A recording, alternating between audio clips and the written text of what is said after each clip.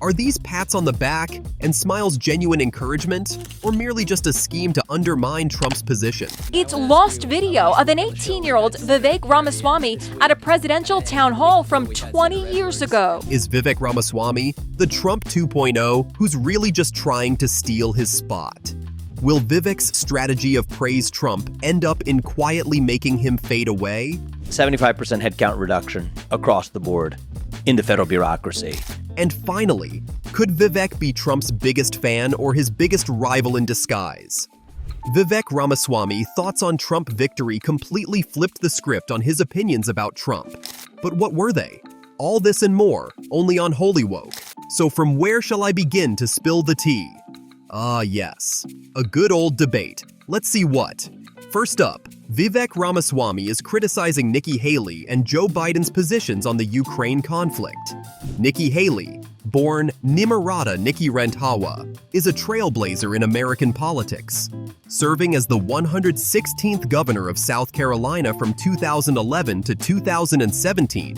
She broke barriers and led the state with a strong, forward-thinking approach.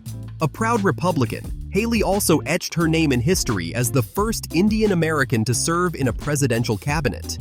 She's a leader who's shaped both state and international policy, proving time and again that determination and vision know no bounds. With such a big name in politics, Nikki still has found herself confronting Ramaswamy. What happens now? If I may. So foreign policy experience is not the same as foreign policy wisdom. Now a lot of the neocons are quietly coming along to that position, with the exceptions of Nikki Haley and Joe Biden, who still support this, what I believe is pointless war in Ukraine. And I think those with foreign policy experience, one thing that Joe Biden and Nikki Haley have in common is that neither of them could even state for you 3 provinces in eastern Ukraine that they want to send our troops to actually fight for. Let's take a look at how the argument goes. In my view, Vivek's argument brings up a critical point about the way foreign policy decisions are made and the risks of relying solely on traditional experience. His challenge to both Nikki Haley and Joe Biden, asking them to name 3 provinces in eastern Ukraine they would be willing to send U.S. troops to defend, highlights a key issue. He's suggesting that while Haley and Biden may have extensive diplomatic backgrounds, they may be missing the finer details that could lead to more informed and balanced decisions. This is what I want people to understand. These people have, she has no idea what the hell the names of those provinces are, but she wants to send our sons and daughters and our troops and our military equipment to go fight it. So reject this myth that they've been selling you, that somebody had a cup of coffee stint at the UN and then makes $8 million after, has real foreign policy experience. It takes an outsider to see this through. Look at the blank expression, actually fight. I like that Vivek is trying to offer a more sensible, peace-focused approach. No one can do it better. Moving on to our next segment, we have got Vivek Ramaswamy responding to a reporter who asks whether he condemns white supremacy. Well, this should be interesting. Say that you condemn white supremacy. I'm not going to recite some catechism for you. I'm against vicious racial discrimination in this country. So I'm not pledging allegiance to your new religion of modern wokeism, which actually fits the test. I'm not going to bend the knee to your religion. I'm sorry. I'm not asking you to bend the knee to mine, and I'm not going to bend the knee to yours. That's right. What a slap. I'm all in with Vivek on this one. When he calls the question stupid, he's not just being blunt. He's calling out the media for trying to set him up with a question meant to create drama, not dialogue. We've all seen it. The media loves to throw out those gotcha questions, designed to trap politicians into saying something they can twist into a headline. Vivek isn't falling for it. He's clear racial discrimination is wrong, but he's not going to let the media turn that into some divisive game. What I love about this is that Vivek isn't playing by the usual political rules. He's not here to give you a cookie-cutter answer that sounds good, but means nothing.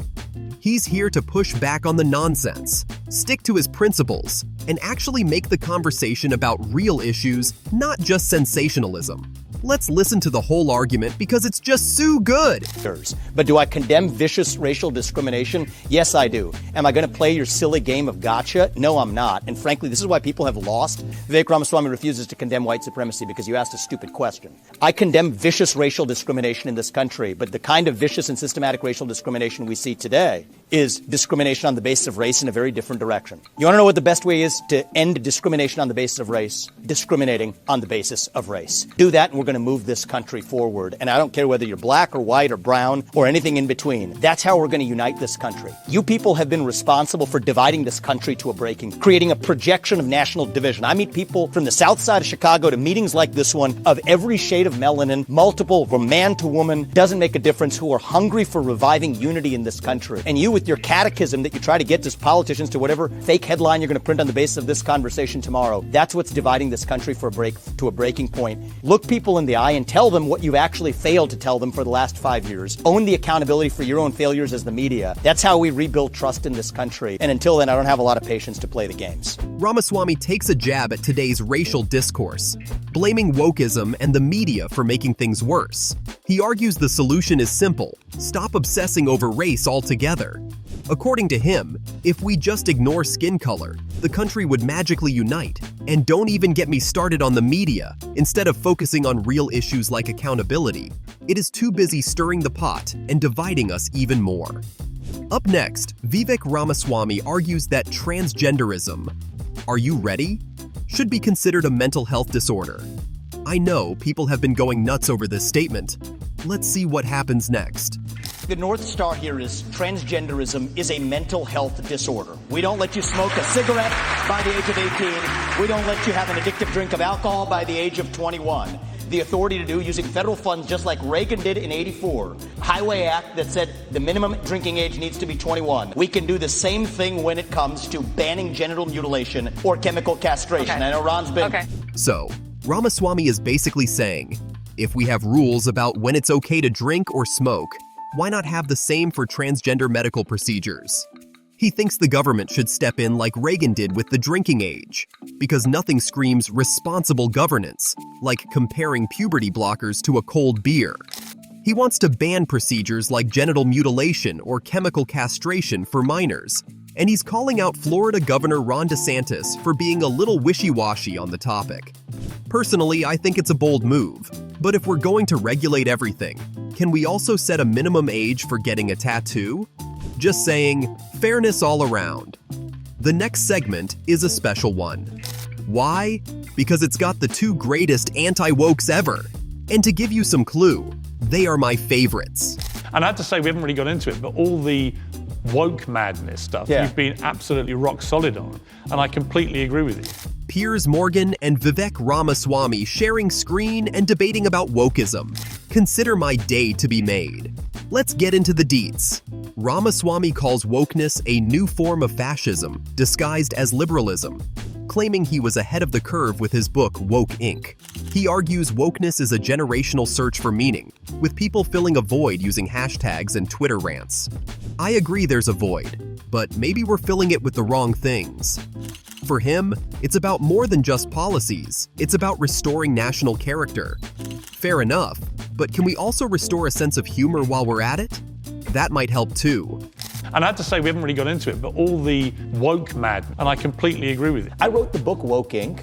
Back when it actually was a risk to write that book. Yes, though. you did. I mean, I share all the same beliefs, but I don't talk about it as much because any Tom, Dick, and Harry can go criticize wokeness today, right? It's the new popular thing to do. You did write that. It's almost what the cool kids are doing. Yeah. Or the people who are too afraid to do it in 2020. I think and you saw that it was becoming, under the guise of liberalism, it was becoming a new form of fascism. And I think you served a valuable public service in blowing that lid up. Well, I think this election makes a big difference in that result, just in terms of not even the laws we pass, there's some element of that, but just the tone of national character that we set in the, because if you think about what allows. Honestly, I think we could all use a presidential pep talk.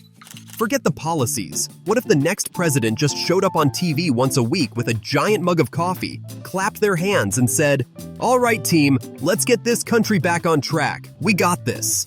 Sure, we'd probably still have to fix healthcare, but at least we'd feel good about it, right?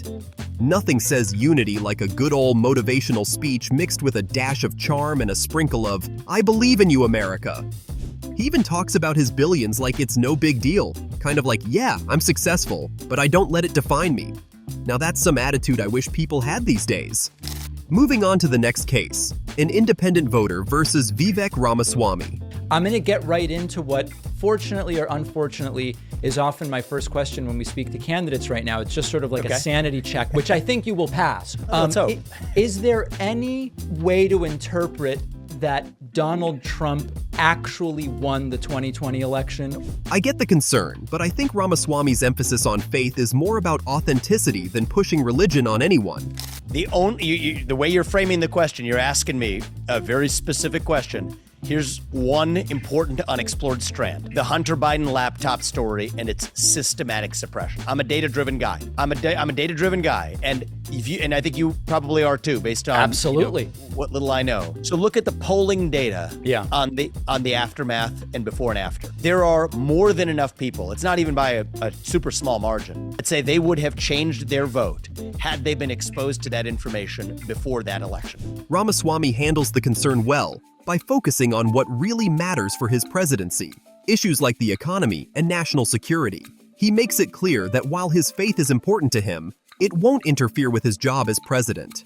It's a smart way to reassure voters that his leadership will be about solving real problems, not pushing religious ideas.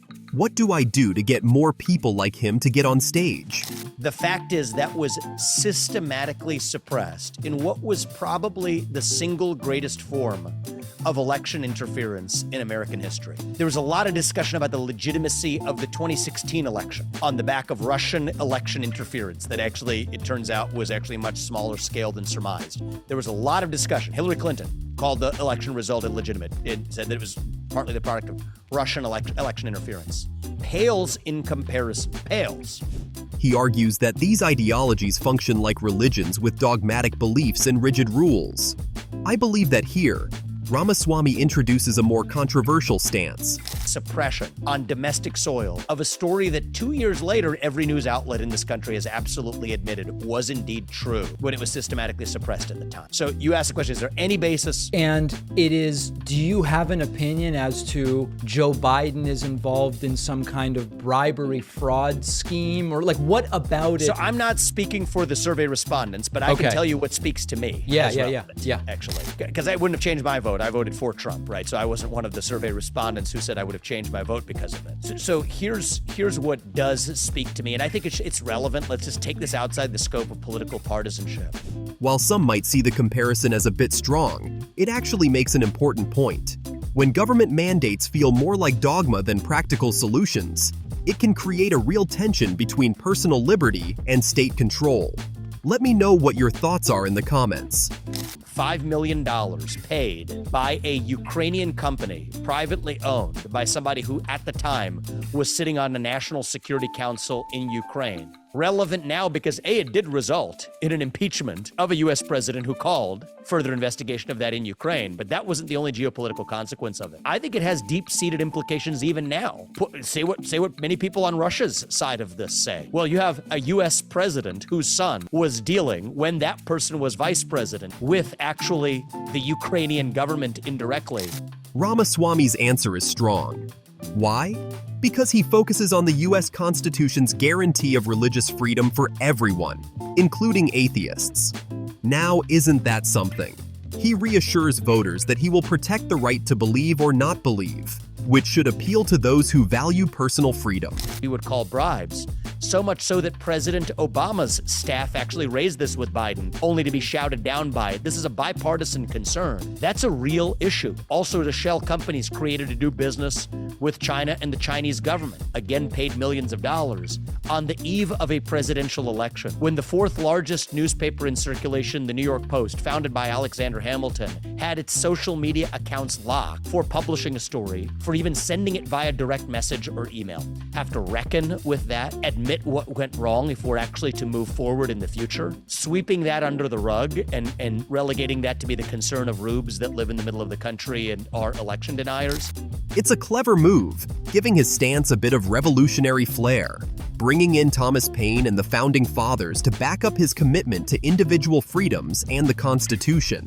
Sandwiches and ballots under the table, or vans backing in, Mike Lindell, cyber guys looking for bamboo fibers on the ballots. You're not talking about any of that. You're simply saying, had some people known about the allegations related to Hunter Biden at the time, enough people in some states might have changed their votes such that Trump would have gotten to 270. If that story had not been systematically top-down suppressed. I gotcha. I think there's good data to suggest it could have changed the result. That's Okay, correct. good. And the point, again, is not to debate it with you, but By distinguishing between natural rights and constitutional protections, he's acknowledging both the spiritual and practical foundations of American freedom. Talking about American freedom, let's jump to the part about Vivek's thoughts on Trump's win. Vivek tweeted, "Here's the reason why Donald Trump won by the largest margin of any president in modern history. He's not an ideologue. He's not a policy wonk. He's an American badass. They tried to DQ him, jail him, kill him, twice. None of it worked. Our self-appointed betters in the media misunderstood him, underestimated him, doubted him. But not once during this campaign did Trump misunderstand, underestimate, or doubt himself. As everyone at Mar-a-Lago celebrated around him last night, I watched him unfazed, with full conviction that he was exactly where he was destined to be. He's just like our nation in that way. We've always believed it was our manifest destiny to be exceptional, to be the greatest nation on earth, to show the world what's possible for humanity to achieve, even when other countries doubted us. Some still do today, but they're wrong. Trump's comeback is the American comeback. Our nation deserves a badass commander-in-chief right now, and that's exactly what we got. Funny how well our democracy actually works. Well, here is to a glorious and badass 4 years. Make sure you subscribe to the channel and watch that video on your right because it's even better than this one.